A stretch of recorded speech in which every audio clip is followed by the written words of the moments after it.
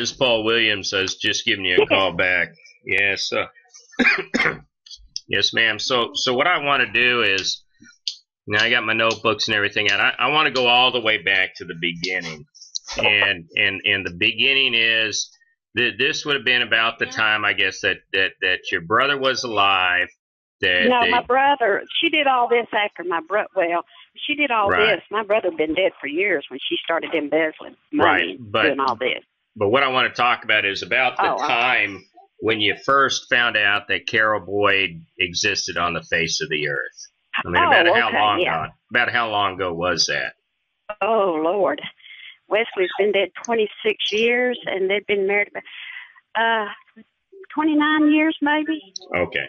And then fast forwarding from that point in time, initially, when was the first time that you felt or you knew something was wrong, that something per se with Carol Boyd, with what she was doing as a person, something was that was in probably 2005. My husband passed away in 2004, and we had a condo, and it was paid for, so I decided to sell it and go to Florida. I'd been here a year, and that was in 2005. But I had a house that I had bought for my mother that belonged to my grandmother, and she financed that house for me. And so my husband passed away, and I didn't have it paid for, and I wanted to get it off my hands because it was going to have more work than what I'd done. So I left all of that up to her. And when and let me stop you there a minute. So you had a house, and that house was in Dalton, Georgia? No, my house that she beat me out of was in Tunnel Hill, a little house over there by the tunnels. Okay. And do you recall the address on that?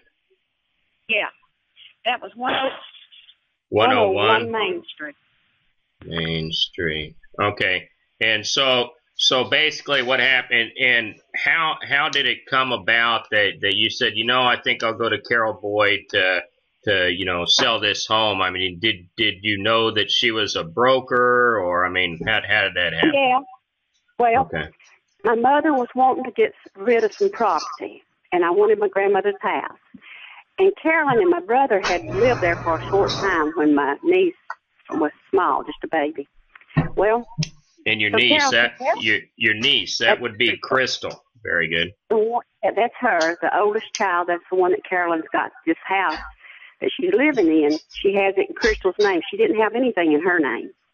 Carolyn did. She put it in somebody else's name. Everything. But anyway, Carolyn said, well, I'll give you a loan, through her company. So she worked it out where she'd get me the loan to buy that house, which was like, I think my mother just charged me like $27,000 or something. It's a small house. And we were going to start buying rental property. But anyway, my husband passed away, and then I lived here for a year in Dalton, and I sold my condo and went to Florida. But in the meantime, she said, yeah, I think it'd be a good idea for you to go to Florida. I think you need to, and, she was encouraging me. Well, she never had done me dirty, and I stayed in speaking terms with her because of my niece, Sure. Because my mother and sisters couldn't get along with her. They just despised her because they had tried to get Crystal away from her and gone to court. And the reason they didn't get her was her caseworker. This is what Carolyn told me.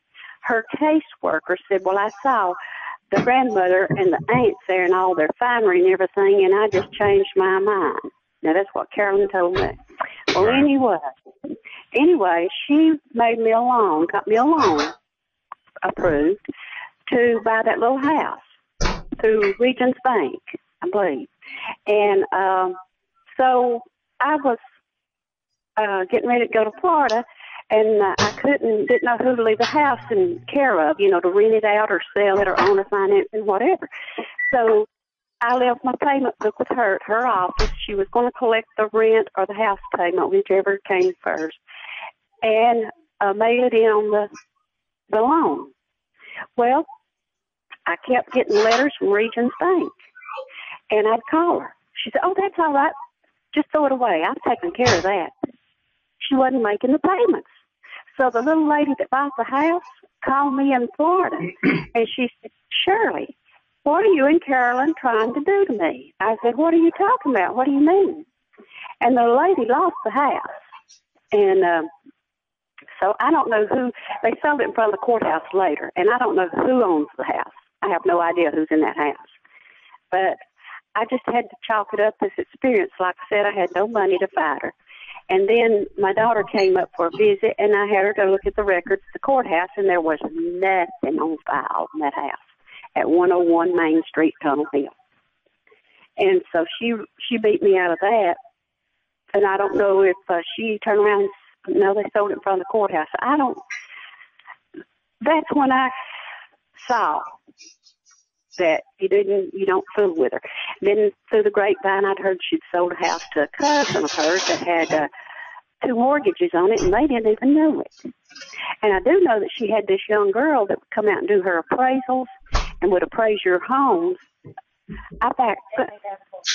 Yeah, and she would appraise your property much more than what it was worth, so that, they get a loan for that much money, lots more money, whoever wanted to buy it. And so that girl told us that she was getting $300 a pop every time she'd go out and appraise a place for Carolyn. Right. The young girl, Stephanie Davenport, from over at Chatsworth. Okay. Anyway. I want to talk a little bit about now. We had talked earlier, and you said that you talked about Carol Boyd kind of growing up, in abject poverty over in the Slab Town and such. I believe you said Cottonwood Hill Road or something like that. How did you come to that information, or is it just simply that Dalton was really just such a small, close-knit community that you ask around and you just find out? Oh, no, that's in Tunnel Hill. Tunnel Hill, right, Tunnel Hill, I'm sorry. And my brother married her, and we just didn't understand it. I couldn't understand why I even went with her. We were shocked. Right. And, then we found out about the whole crowd, and he didn't live with her long. About 8 of them. The sisters were always having children, and one of the girls that Carolyn's raising is a redheaded daughter, and it was one of her sisters. She said she adopted her, which I guess the sister just gave her to her. And if you go on Carolyn's Facebook and see how they live, you can go on her Facebook and see how she lives, and the pictures of the Austin Healy, she bought that in 2009. It said, and they're in front of a house that they're supposed to be buying, and he has a wonderful motorcycle. That's the house they have now. Well, some of the pictures are in front of the big white house that she has now that's in foreclosure, but a picture of herself and Earl are in front of another 2-story house on the waterfront they're talking about buying. You can just go on her Facebook. And Earl would be her husband, correct? Earl is her husband. He was a fireman here in Dalton. He didn't come from money. But I would say he's right there in on this with her. He knows what's going on. I want to, and because I'm taking all these notes, I want to step back a little bit. You spoke earlier, excuse me, about a situation wherein Carol owned a motel. Walk me back through this again. Okay. It was Quality Inn Motel up on the hill right there at the Rocky Face exit. Rocky Face is a little area between Dalton and Tunnel Hill. Right. And she said that she owned it. She said that she owned it. And that she had something up in Gatlinburg. I don't know. They're supposed to have had a motel somewhere in Gatlinburg, but I do know that's how she got acquainted with that Tommy. Tommy, he was her business associate in Professional Home Mortgage. He had a dumpster service. And I'm afraid she's mixed up into something deep. She was bringing her sisters were prostitutes. Yeah. Cousin and the sisters. I worked with Carolyn up there. My daughter cleaned a few rooms up there for Carolyn at that motel. But I think she let her work 2 or 3 times. I don't know. But her sisters and a cousin of Carolyn's were prostituting up there. And this dumpster service that this Tommy, if I could just think of his last name. My daughter's in there pulling it up. Okay. Well, she was married to a Tommy Cravette, but this is not him. This guy, he didn't know what was going on. He was just in it. But this is another Tommy. And he's the one that I told you that he outsmarted the FBI one time. He had that dumpster service. And you know what to say about the dumpster services. Right. You know. Money in, money out. Yeah. Exactly. And that's how she got associated with him. And then after Tommy's son-in-law went to prison for running drugs for him, well, he had a little white Camaro or one of those cars. Yeah, I believe it was a Camaro, another model. She got it from Tommy for her oldest daughter, Crystal, which was my niece. Okay. And, but I do know that Tommy's wife thought Carolyn and Tommy were having an affair. Now, this is a small town, I'll tell you. Sure. This will tell you how small this town is. My dental hygienist was telling me one day, because she cleaned Tommy, whoever he is, his wife's teeth, and she'd been telling her that she thought Tommy and Carolyn were having an affair. So this is a small town. Sure, yes, and, ma'am. But I mean, you'll see that I'm bad to skip around from one thing to another. No, that's fine. That's fine. I think that's something I'll tell you right then, because if I don't, I forget. Sure, yes, ma'am. So go ahead and ask me whatever you want. So we talked a little bit about the fact that she owned the Quality Inn that was down off the Rocky Face exit, and the fact that you know, at least there was something going on. It was probably prostitution, running drugs in and out of there. You know, I want to take it forward from there. What I want to start talking about is how Carolyn Boyd began to use her daughter as the proxy to obtain credit. You'd mentioned something about a $500,000 loan. Right. Okay. The house that she's presently living in, I remember, but when she was buying it, she said that, and she bought it from a local doctor, and she just bought part of the property because he was wanting $1 million for it because he had land there, a lot of land.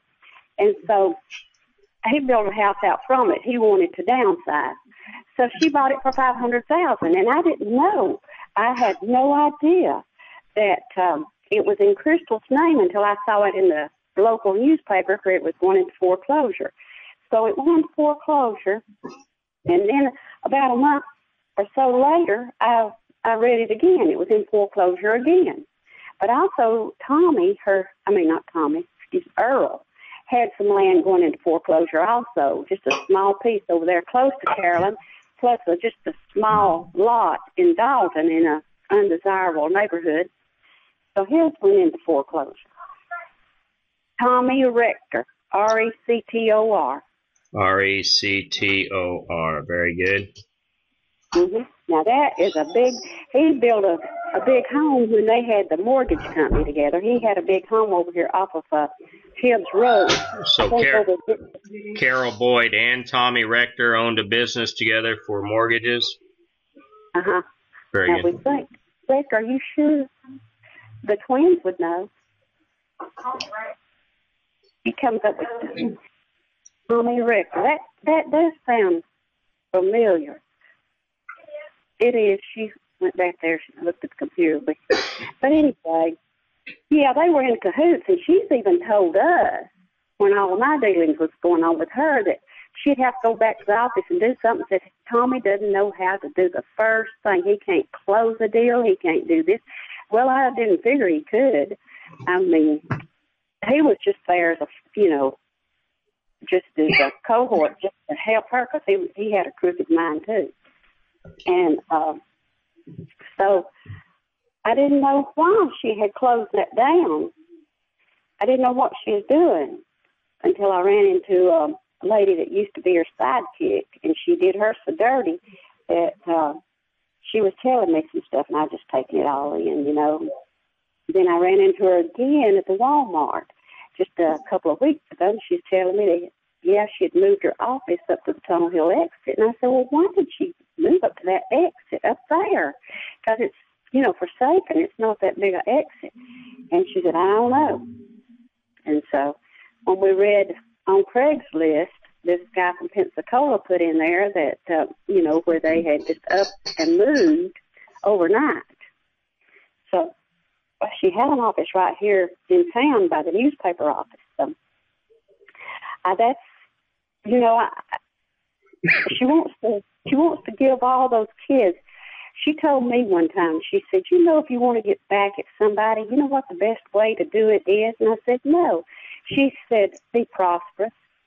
And she hated my two younger sisters because they were always taking Crystal with them to ride horses, and my dad, you know, she was his livelihood after my brother passed away. She was about 3, and but they were divorced, and so she kept him alive for a few years. But after that, after my dad passed away, she didn't come around.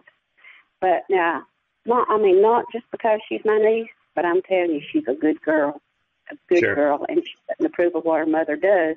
But that's her mother. Sure. You know? Sure. And she married a couple of years ago, and she didn't marry till I don't know, in her 30s, because Carolyn was real controlling, and she kept her kids close, you know, and she just like she was afraid to talk to somebody. Carolyn wouldn't let anybody get close to her or her kids. And I tried to get close to Crystal, but she, you know, I knew it was her that was, you know, keeping it. There's no telling what she told her. And, you know, we've never done anything to her. But, you had described to me an interpersonal event between you and Carol Boyd wherein you you felt or you thought that Boyd had stolen your checkbook and written checks. Yeah. Oh, yeah, I forgot about that. When Crystal was just about 4 or 5 years old, I'd go by once in a while. You know, I wanted to stay in touch with my baby brother's only child. So I was over there visiting a time or two, and I just set my purse down. Well, I had missed my checkbook one day, and we looked high and low. So my husband at the time, he carried me over to her house, and I wanted my checkbook. And so she handed it to me. And so when she saw that my husband was with me, I think it kind of scared her up, and she handed it to me. And then I had a check. I checked my balance. I was going over everything, and she had written a check for $60-something to a finance company. I went out there and picked that up, and the guys out there told me that she's got the right last name, Crook. Crook was her second husband, and he was a good person. That's COOK. CROOK, Crook. Oh wow. Okay. Yeah. Yeah, that's his son. He went. It is Tommy Rector. That is the right name. Rector. Mm-hmm. Okay. And so Tommy Rector. Now I heard her saying Tommy Rector's son then apparently was married to Carol Boyd at some point in time. No. Okay. No. My daughter went to school with his son. Oh, okay. Yeah. He goes by Tom, Tommy, or Thomas. Yeah, Tom, Tommy, or Thomas. Okay. Rector. Okay. And anything he deals with or has anything to do with is bad news. So you went out to a finance company. I'm presuming this is a Yeah, this a check that she had written, used one of my checks to pay one of hers or her mother's bill. This was a finance company that they had debt with and not you, correct? Oh, no, I didn't deal with them. No. Yes, ma'am. Okay, excellent. I'll tell you what her mother's deceased now, and her mother was a hard-working little woman. And her mother told me what she had been doing. She had a brother that was at home, And her mother and her brother worked for this cabinet shop at Rocky Face. And they didn't have time to go pay their bills. And Carolyn didn't have to work at that time, so she'd take their money and supposedly go buy money orders for them to pay their bills. And what she was doing was taking that money and somehow making a carbon copy. You know how a money order used to come off on carbon copies? They had a carbon copy. Yep, I remember. Okay. She would write the top part for her bill, and on the carbon copy, their receipt, she'd fill it out for whoever she's supposed to pay for them. Right. And use the top part for her benefit, but their bills were not getting paid because she was copying it, you know, like laying a piece of paper on top of that carbon copy, that piece of carbon, I guess. And it came off on the bottom part as to where they wanted to put that money to go. And this was Carolyn's mother had told you this, then? Her mother and her brother Jimmy. Now, Jimmy did live around Atlanta. I don't know where the boy is. I don't know anything about him. But it's a coincidence, let me tell you. Wednesday night, my daughter, Wednesday afternoon late, she was back in the bathroom, and in the floor, she was getting dressed and turned to get her clothes up off the floor, hurt her knee, and I had to take her to the emergency room. And we were sitting there waiting for her to go back. That was Tuesday night. We were sitting waiting for her to go back, and who comes through one of the doors from the back part of the emergency room but Carolyn Boyd's sister and two nieces. Well, that sister spotted me sitting over there, and she looked like she thought she knew me, you know. Right. But she never did speak. And I told my daughter, I said, you know, that Carolyn might have been back there in the emergency room somewhere. She may have had a stroke or maybe an anxiety attack or something from all this stuff that's closing in on her. You know, she could have been up there. I don't know who they were up there to see. That's this like as in this past Tuesday or a week ago or? No, that was this past Tuesday. Past Tuesday. Mm-hmm. And do you remember what the sister's name is? It was Sandra was her name, first name. I don't know who she is now. Sure, Sandra. But, okay. She used to look like a dog, but they fixed her up. I mean, she was like big. And I'll go upstairs, get tag numbers off of all their cars, and send it to him, or go get it now and bring it back. Oh, you don't want to do that, she said. I mean, because they know my car. Sure, she said, you want... Oh, I was saying, yeah, I can investigate all these people and track them down on my own. The only reason I even asked that, because what I'm trying to do is create a family tree, you know, who was married to whom. And yeah, she had three sisters, Sandra and Barbara Ann. Barbara Ann was a card. Now, she looked like a tomboy and she'd do anything. And there was another one, but I can't remember her name. It was a younger one. And I know she had a brother named Jimmy, but her parents are dead. Right. Oh, she also bought her mother a house over here in Beverly. What is it? Beverly Heights? Beverly. Right over here in town, in a nice area. She bought her mother a brick house or gave her the loan, and her mother didn't have anything. She didn't even know what's in the house.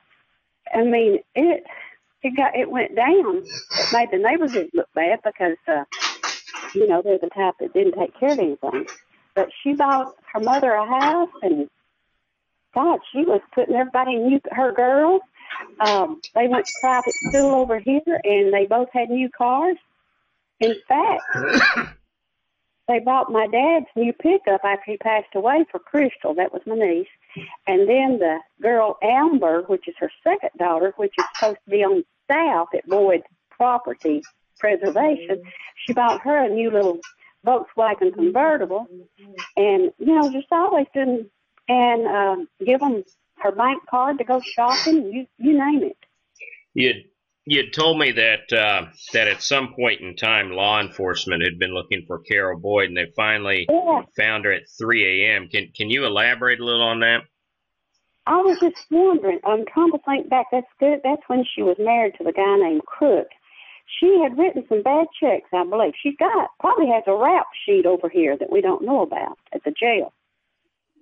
You know, where she's been secretly taken in. I think it was bad checks. I'm not sure.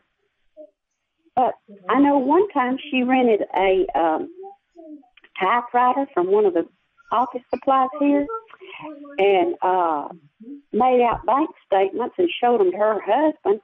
It looked like the original thing, and showed them to her husband and wouldn't let him know, what she'd done to their bank account, what she'd spent, or she falsified everything. She falsified all their home records and everything. And so... And on that point, though, about coming into her house, how precisely did you or did the community find out that the cops had been looking for her and they kicked in the doors around 3 a.m.? Well, I don't know that they kicked in the doors. I don't know how they approached. Right. But I believe it was her mother. I believe it was her mother that told me about it, because her mother, or so this daddy tried to discuss it, because they had caught up with Carolyn falsifying those money orders and not paying their bills. Right. And I ran, and I went, I don't know, I guess I was at the grocery store or something. I ran into her mother, and I always liked her little mother. Now, she can't help what Carolyn did. Do you recall her mother's first name? Yeah, Minnie, Minnie. Just like Minnie Pearl. Just like Minnie Mouse or Minnie Pearl. Yeah. Okay, excellent. 'Cause this is just helping me chart out, like I say, the family tree, And her mother's maiden name was Pinson. Pinson, something like that, Pinson. Okay.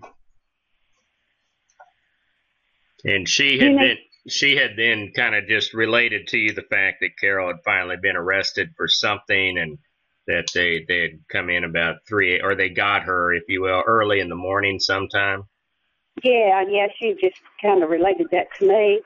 And do you recall approximately the month or the year? Because, see, if I can drill that down, what I can do is I can go to a news service outlet, and then I can go through their archives. That would have been in the middle to late 80s.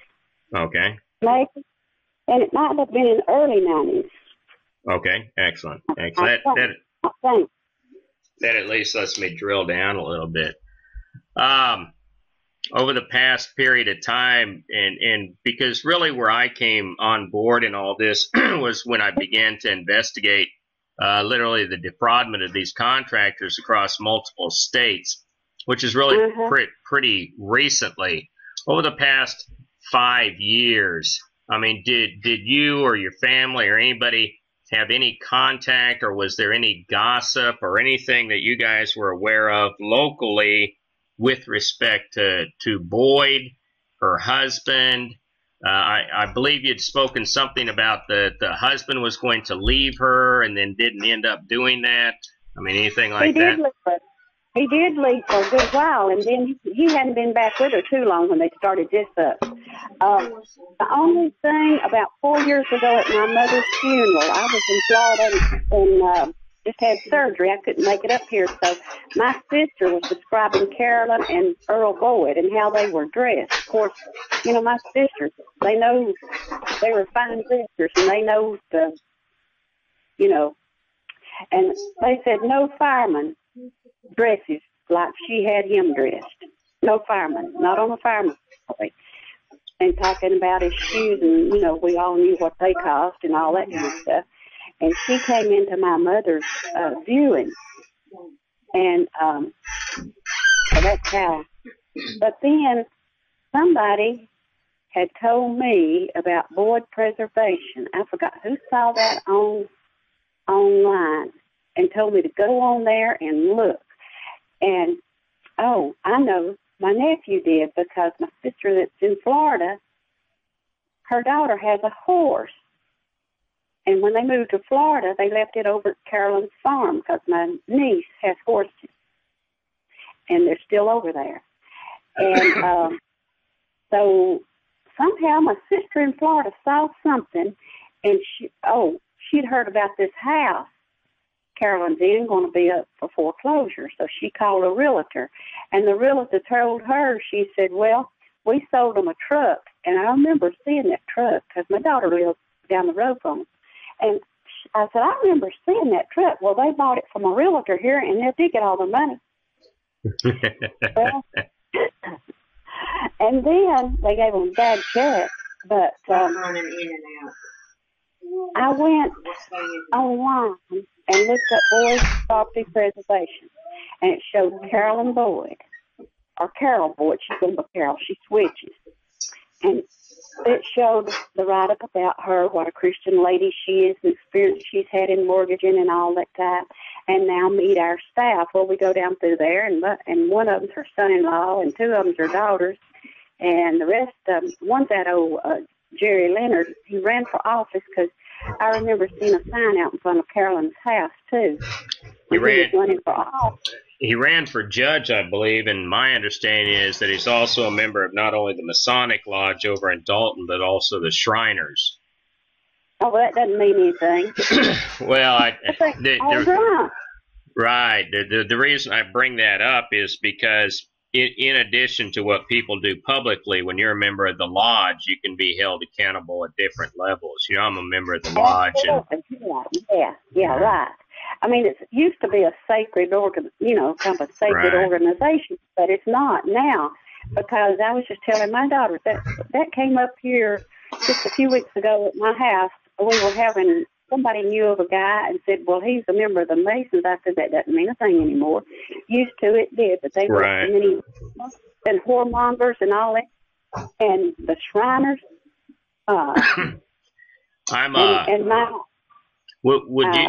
Would you say it's fair to state that for a period of time when Earl and Carol were out flaunting, that according to the clothes they wore, the vehicles they drove, and the lifestyle that they had, that was not being financed on a fireman's pay? Absolutely. And was that spoken of within, say, more than one person within the community? I mean, was this something that was observed by several people? Everybody watches her. Everybody knows, how can a single parent with 5 or 6 kids have a big $500,000 home with a pool and all that land, and help her daughter, which is my niece, she was a big horse lover, buy horses, and she bought, one year she bought Crystal a black horse for Christmas, and they were going to go on a trip, a cruise or something one time, and to England or somewhere, and she told Carolyn told Crystal, my niece, this is when she was younger, said, well, you can just take one of your horses with us, and ship it. But she lives in a fantasy world, and she's going to do everything she can to get up above anybody that she went to school with, or, well, her mother told me one time that Carolyn and her brother Jimmy were in competition with each other, she thought. But, and he's younger than Carolyn. But I don't think he lives by her. But she sold a house over here to a cousin up the road from where she lives now, but before she bought that big estate. And it was a beautiful place, and it looks like Slab Town now. That's how they take care of things. Carolyn's house, I mean, it's ridiculous. I mean, even the doctor that sold him the house made the remark a while back after it went into foreclosure, because he was interested in a doctor friend of his coming into town, maybe buying it. And he has to come out by her house that he sold to him. And he said, I can see a lot of work needs to be done to that house. But if you go in on her Facebook and you see a big white 2-story house, that's the one she's in that she gave $500,000 for, or supposedly. And so that's where they're living presently, unless she's moved overnight. At the end of the day, is it a fair statement to say that based upon your and others' opinions, that many people feel that Carol Boyd has at multiple times in her career been involved in illegal activities? Now, whether that means, for example, in your situation, screwing you out of your home, or the involvements with Tommy Rector, whom you had mentioned had been the target of an FBI investigation. I mean, is that the general consensus down there? Yeah, You know? yeah, I would say, that she and Tommy Rector made fraudulent loans. They had their appraiser, like I said, go out and over appraise everything. And so the person, could get a big loan. I don't know how that works, but I'd say so. That's how you look up her Facebook. That's what it's under, and that's her sister's name. Yeah. Okay. Her Facebook, Ann told me, is Carol Earl Boyd. Carol Dash. Carol Dash Earl Boyd. Carol Dash Earl Boyd. Okay, very good.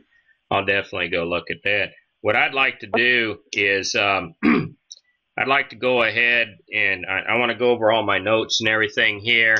I want to establish a good family tree. I want to deeply background the company. And what I'd like to do is give you some time to go ahead and think, you and your daughter, about anything. I want to make sure. Do you have a pen and paper handy? I sure do. My email is COO. That's Charlie Oscar Oscar at Foreclosurepedia.org. That's spelled FORECLOSURE.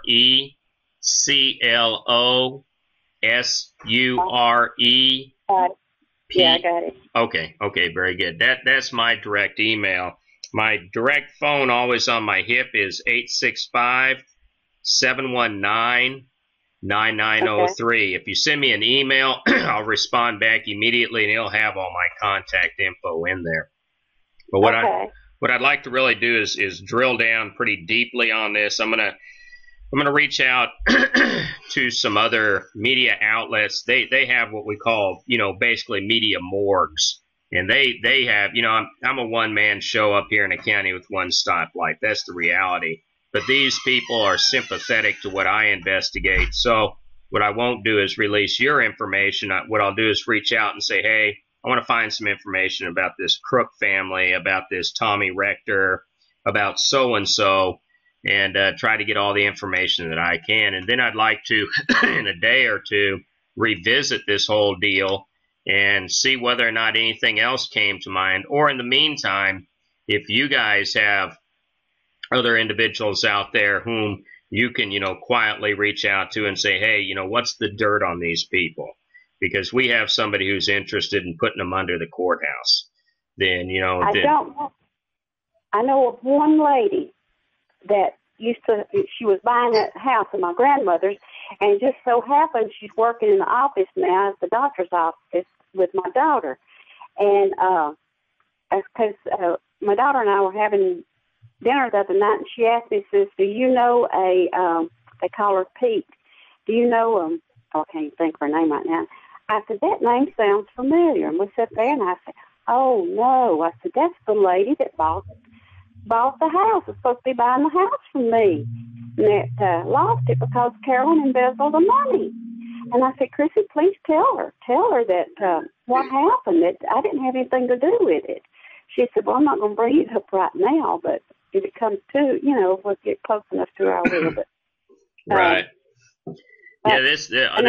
This whole thing kind of just reminds me of, like, down in Savannah, Georgia, I read a huge book, and it was called Midnight in the Garden of Good and Evil.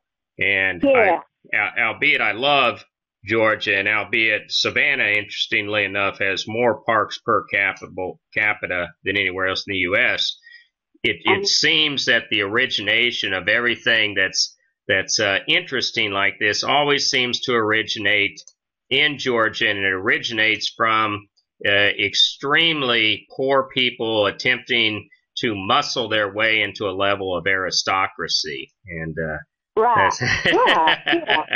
And that's not to say that poor people shouldn't aspire to better themselves. What I think it is to say is that there is a system of checks and balances, and if we don't all follow the rules, then the system or society collapses. And it's up to some of us out there, like myself, the lone wolves, to make sure that those checks and balances are implemented.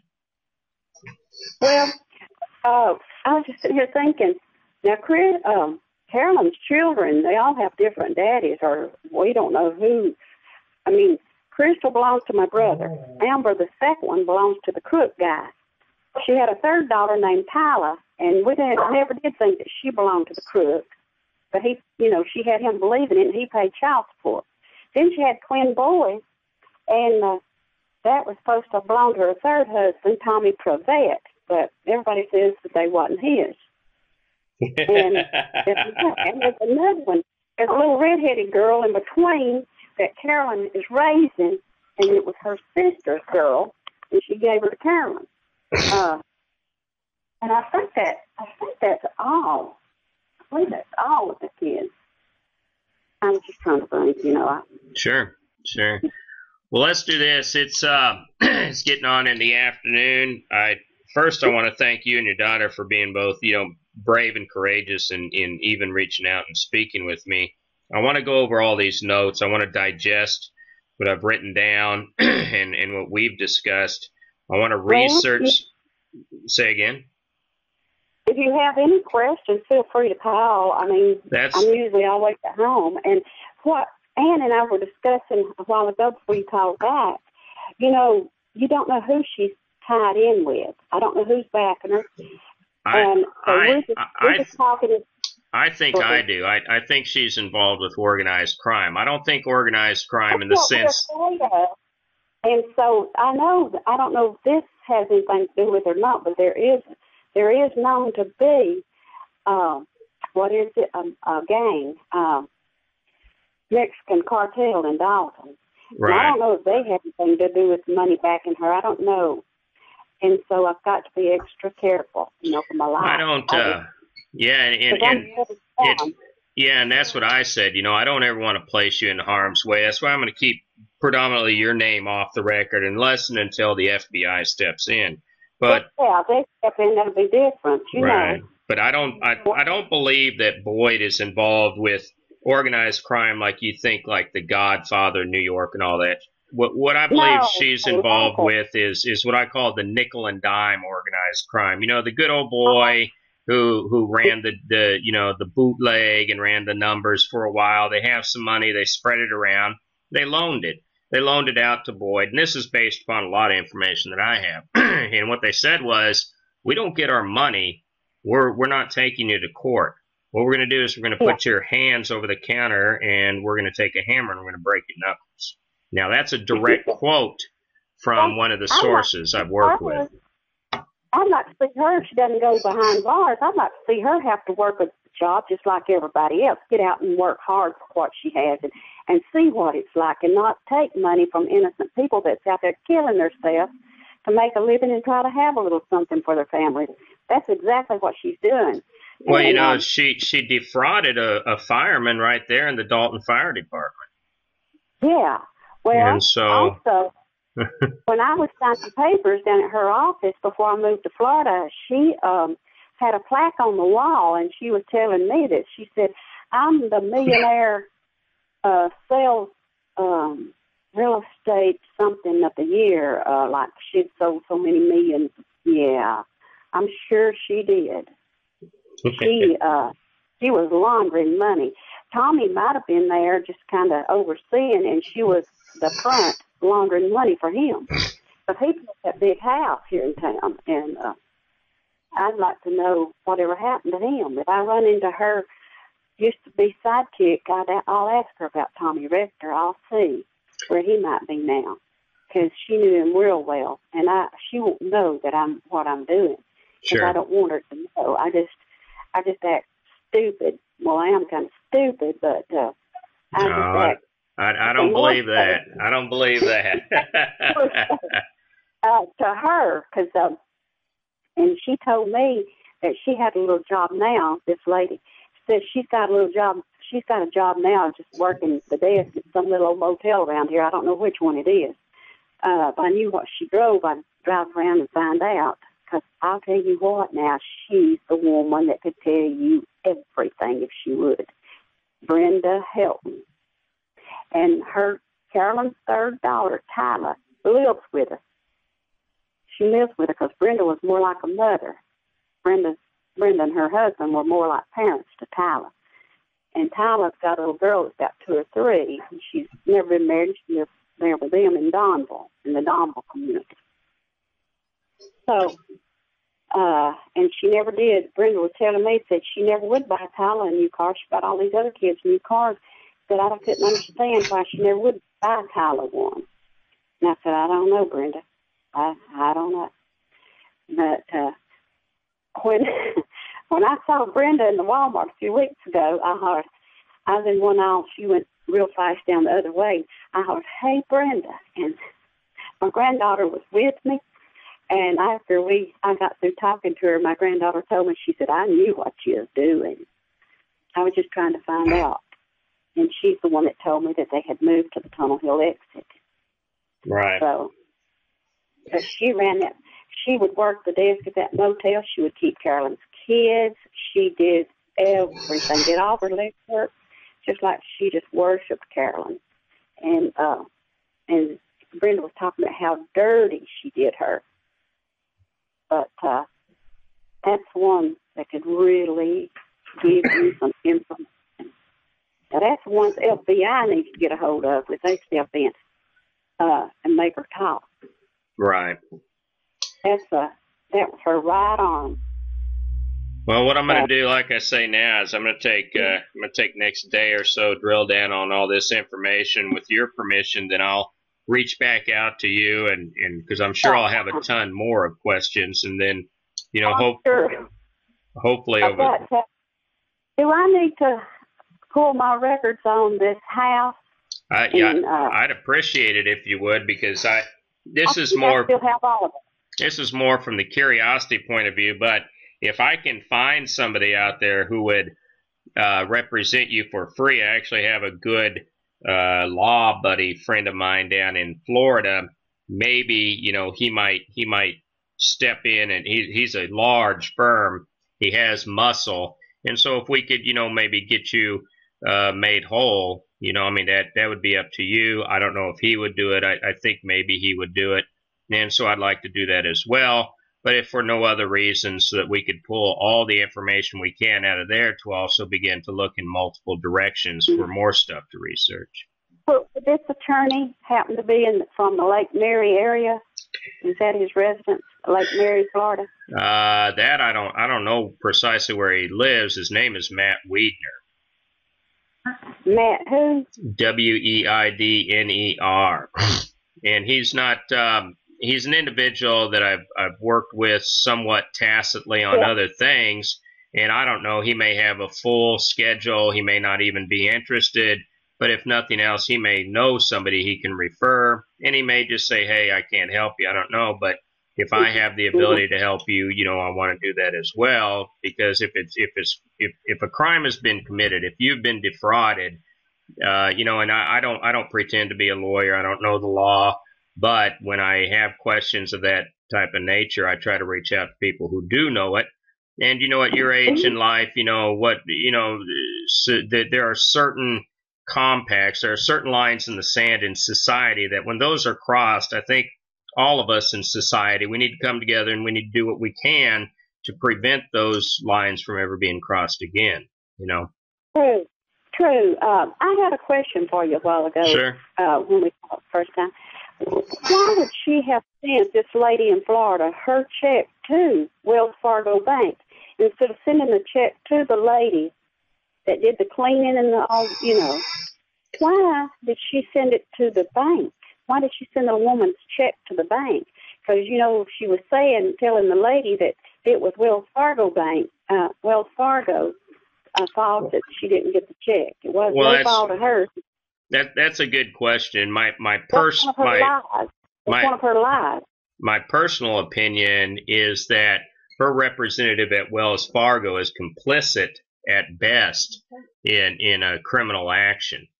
I fully believe that. I can't prove it yet, but maybe someday I can. Well, I'm going to tell you, Wells Fargo Bank here in town, Dalton's made up. The majority now is the Hispanics. The minority is the whites. And the Wells Fargo Bank here, at the main bank and all the branches, the give them all their business. Right. They use them. But before you hang up, Ann, my daughter had a Brenda help. Now she's on the computer. But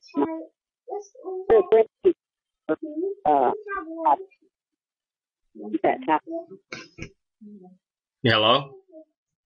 Hello? Yeah, can you hear me? Yeah. Oh, okay. I just wanted to make sure. Yeah, I didn't know. I heard kind of a bump in the line. Let me do this. Let me get out of here so I can get all these notes put together. And with your permission, I'd like to get a hold of you, like I say, in the next couple of days and follow up. Yeah. And if someone should be here, we're not talking to anybody in the family. We don't need this to get around. Sure, not a problem at all. Not a problem at all. So if anybody should be here, I'll just have to get back with you because I don't want anybody to know. But in the meantime, I'm going to pull the files that I have on that house. Excellent. And I can give you a specific date. Excellent. And I also noticed where she had signed a check on the internet, I think to this lady in Florida, and she's changed her signature. It's where you can't even read it hardly. And I told my daughter, I said, look at that. I saw her signature, and it doesn't look the same like that. Well, that's something interesting to note, I think. Mm-hmm. Yeah, take a note of that because she has changed it. All right, I'm gonna go ahead and get out of here. I really appreciate you and your daughter, and probably in the next. Well, I appreciate you too. I've always wondered. Is it too late for me to do anything about what she did to me, or is there any way I can get this out? Is there something I can do about it just to get back at her? I have wondered this ever since it's happened to me. And that's why I saved all those files. Right. That will be a question for a professional. I will definitely get you an answer, though, on that, ma'am. Yeah, because, the statute of limitations is 7 years on everything, but some things it may not be. I posted a thing on Craigslist, and this kind of better to beware of Carol Boyd, a.k.a. Carol Crooks, Yeah. Carol Smith. I put it on Craigslist it somehow come up under Montgomery, Alabama. But it's in general community, and it was posted November the 19th. If she'll send me if she'll send me that link to my email, then I'll go ahead and pull it. I'll immediately start. I've got it on my email. Mom, I don't have an email. Sure. But I do have that on my email. Sure. So I'll just forward it to you. That'd be great. I appreciate that. Okay. Is it COO? Yep. Foreclosure.org? No, at Foreclosurepedia, just like the website. And it's FORECLOSUREpedia? Yes, ma'am, .org. Okay, so it's COO at foreclosurepedia.org. It's FORECLOSUREPEDIA.org. Okay, I have it. And that's COO at. COO at. Okay, I have that. I'll forward that to you. Excellent. And I appreciate you all, and I'm going to start hitting on all these notes. Well, let me tell you something. I appreciate you. Well, I really do. Thank you, all ma'am. These years, like I said, I've had this in the back of my mind and wondering, can I not stop her? Is there nothing I can do? Because, like I said, I didn't have money for an attorney, and I still don't. But I'd like to see her close down and go to work, like we have to work, or go to jail one. Sure. Because her kids are about grown. And I hated it, when the kids were small, I didn't want to see anything happen to their home, as they all just loved their mother. I mean, she's just real calm with them. Around them, she could sit down and do their homework. Help them with their homework. She was always so calm. She's probably on something, though, because you got 5 or 6 kids and all of them needing something. You're not going to be too calm. No. No. So, anyway, I'll let you go, but just feel free to call. Yes, ma'am. I appreciate you. It'll be in the next day or so, and you all have a good afternoon. Well, you too. We'll be waiting for your call. All right. Bye. Oh, bye-bye. This was recorded on the 21st of November, beginning at approximately 14:51 hours Eastern Standard Time and ending at approximately 15:46 hours Eastern Standard Time.